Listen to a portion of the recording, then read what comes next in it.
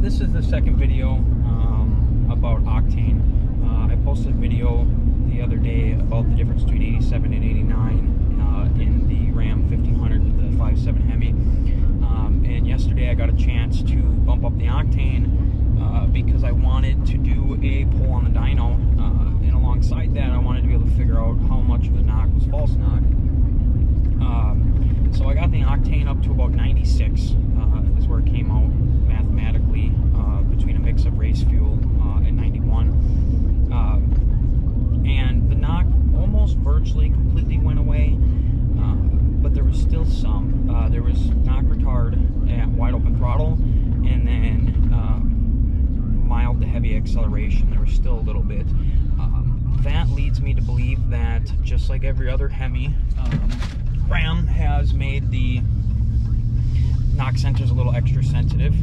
We'll be doing some tuning here next week on the dyno, and Jesus Christ, roads are slippery.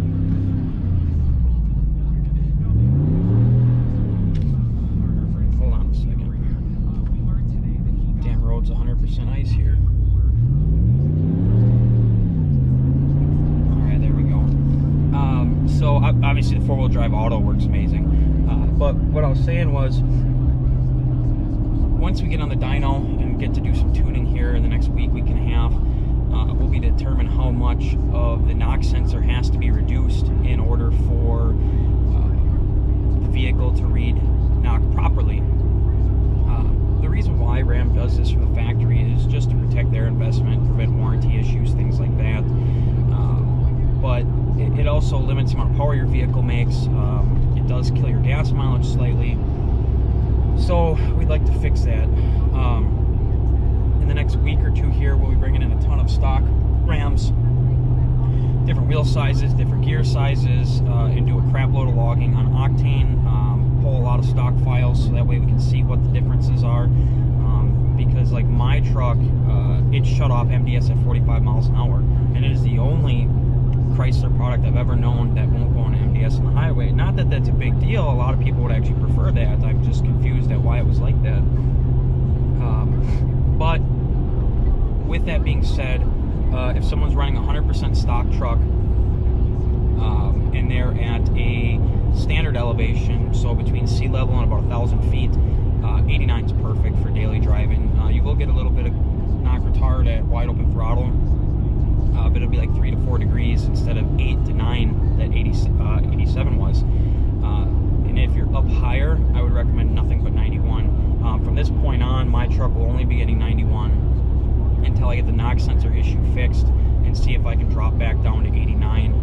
I mean, it's just cheaper. It's like 30-40 cents cheaper here where we're at in Wisconsin, around 89 versus 91. And, you know, it's a truck. It's a daily driver, so how often are you wide open throttle on it?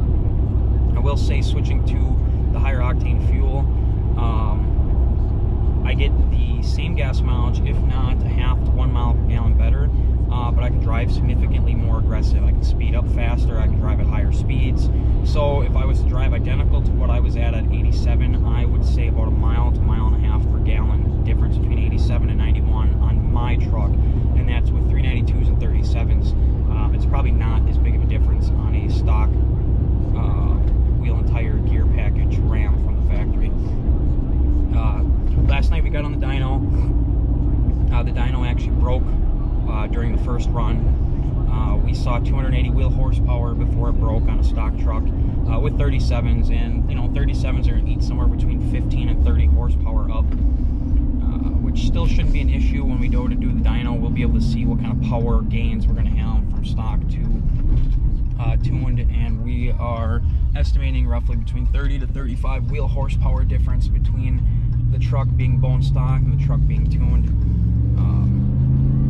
I hope this clears up a little bit more info. I'm going to be posting more videos of the dyno when it comes, and talking about issues that come up with the truck, things we've noticed while tuning, things that we've noticed we can fix or make better.